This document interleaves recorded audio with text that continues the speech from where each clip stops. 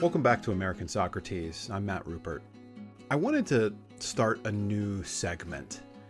We have been looking at how to live a good life this whole season, and I sort of wanted to continue that while getting directly into some major ethical theories. The first person I really wanted to start with, of course, is Aristotle. Aristotle gives us virtue ethics, the famous ethics of the ancient Greeks and early Romans. This idea of virtue ethics is very pronounced in the Western tradition. Yet at the same time, I don't want to focus on doing it the right way. I don't want this to be about understanding Aristotle so that you can follow the path that Aristotle laid out for you. I think that's wrong. I think that's a mistake. So instead, what we're going to do is we're going to try to focus on Aristotle's ethics in a way that we can take it apart. Cafeteria style ethics, if you will. We're going to smorgasbord it. We're going to look at the different pieces, the different ways he goes about constructing his ethics, and take from it what we want and leave the rest behind. I think this will be more friendly to more people. I think most of us will be able to get something out of this series of episodes simply because we're not trying to find one singular universal answer here. We're trying to find a medley of things that we can take and we can enjoy that'll work for us kind of no matter who we are and what situation we find ourselves in. So I can't think of a better way of doing this than beginning at the end.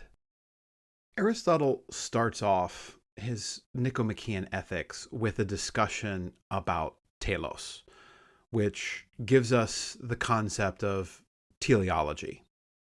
Now, teleology is a really interesting word, and it would be fun to unpack it here a little bit, I think. You know, we're familiar with the tele part of teleology and the ology part of teleology. But when you combine the two, it's not exactly clear or obvious what exactly we're talking about. So let's try and break it down a little bit and see if we can figure this word out. Tele, we recognize from words like telephone and telescope and telepathy. And it has this understanding of something that is far away. When you look at something far away, you're looking at it through a telescope, not, say, a microscope. When you're watching television, you're watching something that is happening, a vision of something that is happening far away. If you are using telepathy, you are using mental powers to communicate in a way that is at a distance, so on and so forth. The point is here that we're looking at something at a distance, but the real question is, what exactly are we looking at this distance? Ology is more familiar to us. If you've gone through American education system at pretty much any level, you've probably come to learn that ology is something along the lines of the study of, which is mostly accurate. It comes from the word logos, which of course means word or speech or even thought to the ancient Greeks. And this idea of a logos is, in this sense, more of a conversation. What is the conversation about this thing? You know, so if it's geology, what is the conversation about earth sciences, that kind of thing? If it's psychology, what is the conversation about the mind? So we're trying to engage in a conversation here about this thing at a distance. Okay, so for Aristotle, what is at the distance is something like your ends, the far end of things, the distant end of whatever it is you're trying to do. And in the case of living a good life, that looks something like your life's purpose, your final goals, your ultimate aims in your life. That's the conversation that we need to be having when we talk about teleology. What is it that you're hoping to accomplish between now and the day that you ultimately die? For Aristotle, everything has one of these kinds of goals, these purposes. It's part of its nature. It's built into it as part of its creation. A knife, for example, is a tool that has a purpose. It is made for cutting. Medicine, as an art, is also a tool that is made for health. Ships are built for sailing. And so we use this sort of end goal to look back and try to understand what the thing is, what it's for, and whether it's doing its job or fulfilling its purpose or achieving the aims that it was set out to achieve. These aren't arbitrary decisions. The purpose here is built into the thing. And whether the thing is man-made or whether it is natural, it doesn't really matter. An acorn, in this sense, has just as much of a purpose as a knife. The acorn's purpose, of course, is to become an oak tree. It's to get planted in the ground, grow up, become an oak tree, right? Have little acorns of its own. But that, of course, doesn't always happen. Some acorns are eaten by squirrels and become squirrel poop. Some acorns drift down the river, get swept out into the ocean, and are drowned. Not every acorn fulfills its purpose, but some do. And what we're thinking here, or what Aristotle is thinking here, is that if human beings have a purpose, and not all of them fulfill their purpose, how can we maximize our chances at doing that? And the goal then is to look at our end, look at that purpose itself, and see if it can tell us what we need to be doing if we're going to be happy, if we're going to have this good life. So extending all of this then to human beings and to human activity, we can simply ask, is every action we do, every skill that we possess, every pursuit that we follow, are they all aimed at something? You work to get money, but you don't want the money just for the money's sake. You want the money to buy things, to provide for people, to influence elections. You want it for some other purpose. Nobody ever wanted $100 bills just so they could have it and or bury it in their backyard. They want to be able to do something with it. They want to be able to put that to another end. And so we can follow this sort of chain of ends. Okay, well, what do you want to influence people for? Why do you want to take care of your family? What do you want to buy and why do you need to buy it? And we can ask further questions and on with this. Each goal seemingly in the service of another goal that's set beyond it or above it. That's not what we're trying to do with teleology. The goal here is to look at the far end, to find out what is the goal at the end of all the other goals. And that goal is the one that's going to tell us what our purpose is. So where is that goal? What is the thing that everything else seems to be in the service of? That is not itself in the service of some further end or some further goal. Not to tease the next episode too much, but I'm not going to talk about what he ultimately decides the goal is in this episode because I want to save it for an episode all its own. But for now, the point is just trying to find the conversation. What is it that we should be talking about? Because I think we do this really badly in the United States. I think that our educational models are really geared towards making workers and, like worker bees. And we don't tell people, we don't get people to explore what their goals should be, what their purpose is in this sense. We don't talk about ends because we expect the rich to give us our ends. They will tell us what our purpose is. They will supply us with the meaningful labor of our lives. They will supply us with the necessary understandings that we have to have in order to accomplish those ends. And that's the idea, is like at that point, you're just an extension of the will of the rich, of the employer, of the owner of a business or something like that. They're going to decide for you everything that's important in your life. And your job is to just do whatever they say. That certainly makes things easier, but it's not exactly fulfilling. And if we want to live this fulfilling and good life, I think we're going to have this conversation somehow. We're going to have to try to understand what it is that we want for ourselves. And that's really a point that Aristotle does make. That this is something of a very individual activity. You are trying to fulfill your individual purpose, but you kind of have to do it in concert with other human beings, with your society. You can't just go off and live in the woods by yourself and fulfill your purpose because we're too political and social of a creature in order for that to be really fulfilling to us as a human being. But again, I'm moving into other territory. Focusing back on this idea of teleology, then, what we're looking for here are goals that in this sort of matrix or hierarchy ultimately lead to a final single highest goal. If we can identify that goal, we can do particular things. We can use it to understand whether we're doing a good job or not, whether we're making progress towards our goal or not.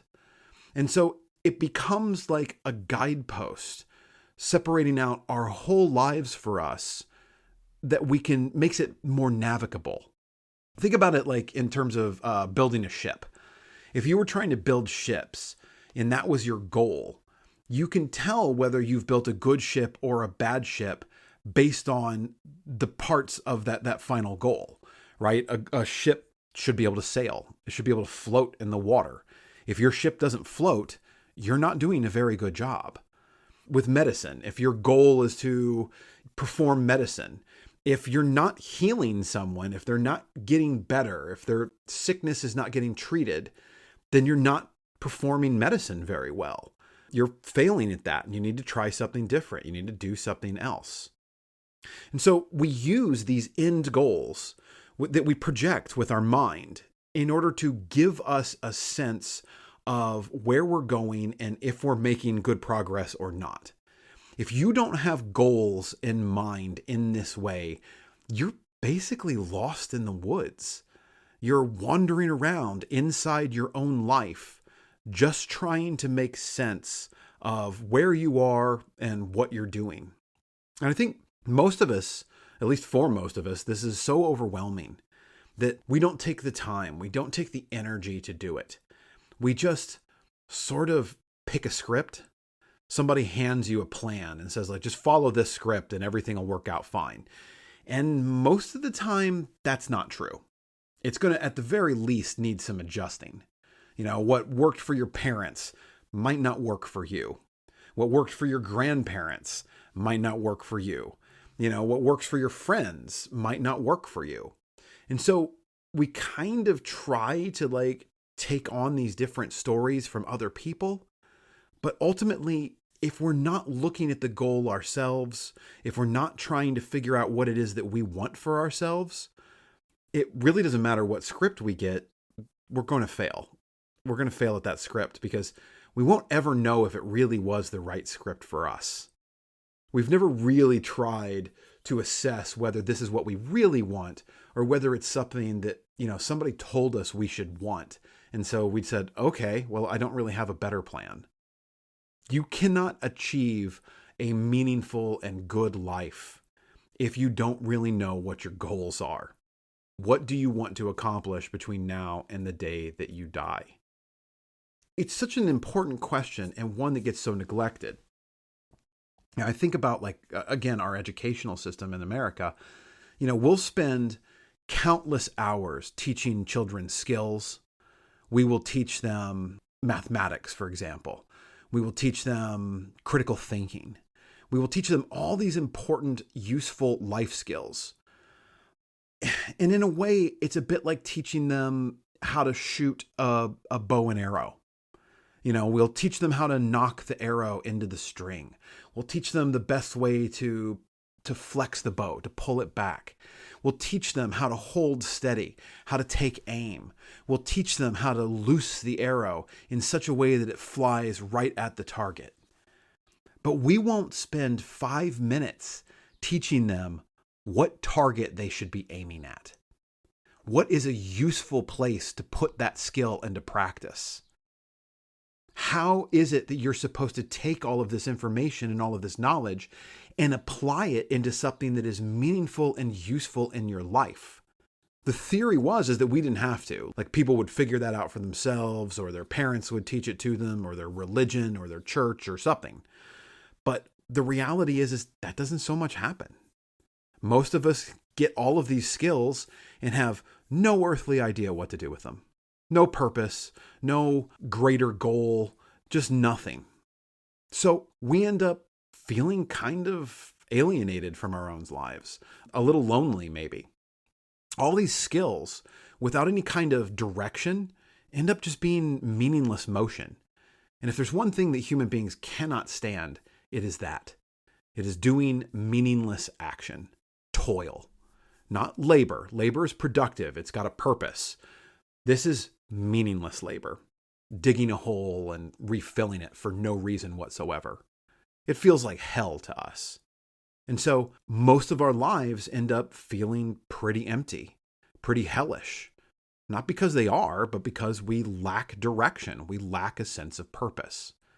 So that's kind of the first thing I really want to mine out of Aristotle here, is that you're going to need to engage in conversations with yourself, with others, about what you should be doing with your life. What do you want to accomplish? What do you want to get done? Do you want to own a house? Do you want to have a family? Do you want to have a career? Do you want to have a lot of time with friends? Do you want to have a lot of sex? What is it that your goal is before you die? Most people develop skills in response to circumstances rather than in pursuit of a particularly defined goal. You learned what school required you to learn, what your teachers taught, what was on the test. Then later in life, you probably learned what your job required of you, and maybe the next job after that, and so on and so forth. Whatever your boss told you needed to learn, you were like, okay, I need to learn these things so that I can do my good job. I can get my paycheck. I can go home. And you do get good at things because getting good at them was simply what was in front of you. But it was not because you chose those things. They weren't part of your trajectory through life. They were simply something that fell in your path and you went along it. Now, I'm not trying to say that people are mostly lazy or stupid. It's the normal human response to our environment and to our incentive structures to follow this path. Our society, as in a capitalist form, generally sets things up so that people do this. But it does tend to produce a particular kind of life, one that is pretty competent and often pretty busy, but it's only really genuinely successful by a certain external metric. In other words, you can only weigh it in like how much money you made or something like that. And those kinds of metrics often leave us feeling sort of disquieted or secretly miserable. Even when we're successful, even when you make a ton of money thinking, well, this is what I was supposed to do. This is my purpose. This is what's going to make me happy. My society says, make $1 billion, become a happy person. But then you make the $1 billion and you still don't feel happy. And you think, well, maybe it's got to be 2 billion then, or 10 billion, or 100 billion, or a trillion, or so on. The point is you don't have the direction. You don't really have the purpose. What you have is money, like not fulfillment. So if you are remaining directionless in the center of your life, all of these skills end up not serving you. They end up kind of becoming sort of the problem. I mean, the problem isn't really skills itself. The problem is that the skills end up becoming instruments. They derive their value from what they're pointed at. And so a person who is a superb negotiator in the service of deals they don't care about, or an excellent parent to children who've emotionally they're checked out from, or, maybe a highly productive worker who's building things that they find worthless, meaningless, even bad. The people who build AI because they're good at it and they can make a lot of money, and yet at the same time think AI is a bad thing and kind of wish they weren't doing it. Those people have not solved the problem by simply developing their skills. The skills just make the motions that they're going through very efficient. But they need this goal. Aristotle would say that these people have simply confused their intermediate goals, maybe like money or status or productivity or even family stability or friendship, good relationships, things like that, with whatever the final good is. They've optimized their means without ever clearly identifying their ends. So again, to revisit this point, if the goals that we're living towards are largely installed by our environment, we're looking for things like security because maybe we grew up in a family that wasn't secure. We had parents that we couldn't rely upon, that weren't there to meet our emotional needs or something like that. We're looking for respect because we were taught that work and reputation are what earns respect from other people, and that people who don't have a job or people who don't have a lot of money, those people don't deserve respect. Or maybe we, think we're providing for children because that's what good parents do. They're not bad goals, these goals. Several of them really are good. But there's a difference between a goal that you have examined and claimed as yours and one that you're pursuing simply because it fell into your lap. Your society told you this is what you're supposed to do. This is what we do here in the United States. This is what we do in the West. This is what we do if you're a person of a certain class or a certain race or a certain whatever. People who have never examined their goals have no reliable way to know if they're really succeeding or failing at any of the things that really matter to them. They can tell you whether they hit their sales target, maybe, or if they've paid off some of their debts, or if they keep their family fed and housed. But they often can't tell you whether the life that they are living is the life that they would choose if they could stop and choose. The metrics that they ultimately use to measure then, the strength of their lives were handed to them along with those goals. The yardsticks that we use to measure our success and our value as a person are not yardsticks we created for ourselves. They were ones that were handed to us by other people.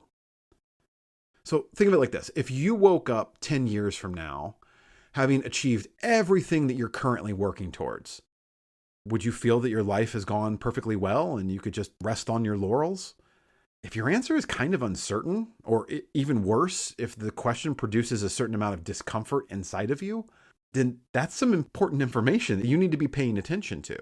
It suggests that the goals that you're working towards might not actually be the goals that would ultimately fulfill you. My point here is not that inherited goals are somehow illegitimate. They can be fine. If someone tells you, go have a family, have a house, have a good job, those could be great goals for you. That might be exactly what you need to do. But you don't know. You don't know. Aristotle's ethics is not about some sort of radical self-invention here. The point is that an examined goal is very different from an unexamined one, and that the examination itself is what makes these goals genuinely ours. This connects directly back then to the loyalty episode I talked about earlier. Examining loyalty held with integrity is very different from loyalty on a sense of autopilot. It has the same structure and the same stakes, but it is a different thing. So one way to put this is that you really can't measure success at all without defining what success looks like. And success is going to look different for different folks, and that's okay. Your version of success doesn't have to be mine. I don't have to be impressed by somebody who makes a lot of money. That's not my goal in life. It's not my purpose. And if they think I should be impressed with them, that means that they think it should be my goal too. And they're wrong. Aristotle's framework here implies something that sounds kind of obvious, but actually gets applied rarely. That the goal defines what counts as successes and what counts as failures. Without this clear telos, this clear end, you have no standard against which to measure any sort of progress. You could be busy, you could be very productive, you could be very well regarded, you could be financially stable, all while having no honest answer to the question of whether you are moving towards what you actually want from your life or away from it. So this has two practical consequences that are worth talking about here. First, you can fail without knowing that you're failing. A person who has never really defined their goals can't recognize failure at a level that matters to them. They can recognize setbacks, a lost job, a broken relationship, a health crisis, or something like that. But they can't really recognize the subtler failure of spending years in motion that is technically successful in the social sense, but directionally wrong for you individually. Aristotle would call this the failure of the person who mistakes a means for an end, right? They're winning at the game whose outcome doesn't serve the thing that they actually really care about, what actually makes them happy inside. The second thing that it points to is that you can succeed, of course, without enjoying it. This is equally common and equally corrosive. The person who achieves the thing that they really wanted, the house, the title, the financial security, the excellent relationship with their wife, husband, or children or something. And they discover that achieving it doesn't produce a satisfaction that they actually expected. This isn't a form of ingratitude here or a kind of restlessness or a missing the point. It is the predictable result of achieving an intermediate goal when the final goal remains missing or maybe misunderstood, or in this case, maybe just unconscious of. The achievement you're having here is real. It just wasn't connected to the things that actually are mattering to you. And so you can't see the progress that you're making or the actual sense of accomplishment that you have. Think of a tradesperson, an electrician or a plumber or a carpenter or something like that, who is genuinely excellent at their work. They're reliable, they're skilled, they're well paid, they're respected in their field. By every external metric, this person is successful. But if we ask them, what is that they're working for? And their answer is something like, to support my family. Then the next question should be like, what kind of father or mother or partner they actually are being. If the answer is to build something, we could ask, well, what have you built? And does it reflect what you really care about? The skills here are not in question. The question is what the skill is supposed to serve and what it's supposed to be leaning towards, and whether that thing is actually tended to as carefully as the skills were. So I guess let me end this with a question for you to ponder. What is your life actually for? If you have a purpose, if you have an end, no one can discover it for you. That's the work of your life, is figuring out what it is that you really want to do with your time here as an existing being. And so it's not a question to be shirked. It's not one to be avoided. It's the most important question you could ever ask. And it's one that you should ask repeatedly, because the answer that you gave yesterday might not be the answer that you give today, and it might not be the answer you'll give tomorrow. I'm not asking, what are you doing? What do you do for money? Or something like that. That's not a meaningful question. We want to ask, what is the final thing? The thing that you want for its own sake and not as a means to something else, that all of your life should be devoted to or be in the service of. If the answer comes really quickly and clearly, that's great. Good for you. You can try and hold that up and see if your life actually reflects it now.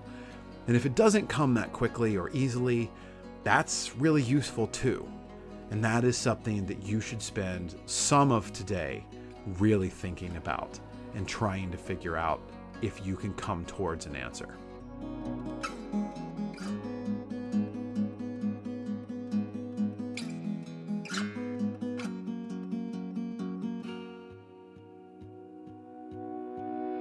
Thanks for tuning in to American Socrates. If today's episode of Philosophy got you thinking in new ways, make sure to subscribe so you'll never miss an episode.